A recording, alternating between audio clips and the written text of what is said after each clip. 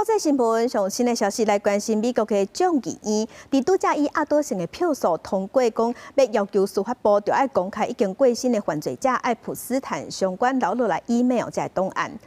那川普甲爱普斯坦过去嘛有往来，外界即马都在关心，在档案内底敢有对川不利的消息。Vote.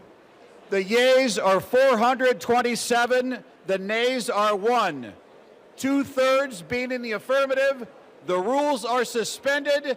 The bill is passed. 就伫川普过日前形象改变过去几个月态度无可激烈反对了后，共和党控制众议压倒性票数通过要求司法部门公开已经过身性犯罪者爱普斯坦相关的档案。I'm grateful that you have pledged to sign this bill.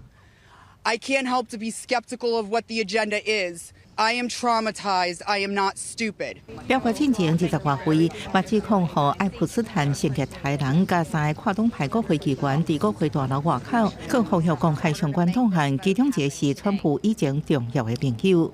I was called a traitor by a man that I fought for 6 years for.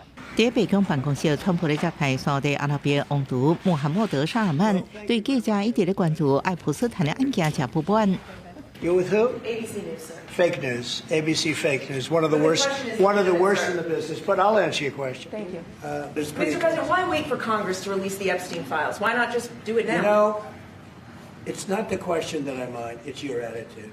川普甲爱普斯坦过去有过社交 party 往来，爱普斯坦成半写未成年少女性犯婚等。川普后来表示，两人关系破裂。在档案内底是毋是出现关系川普的敏感资讯，正受注目。为7月众议跨党派一定机关强制提案想要试过，议长强生白案掌控了后，一直是川普的政治痛点，所以去公开爱普斯坦档案的法案会送参议院来审议。公司新闻恩文玲报道。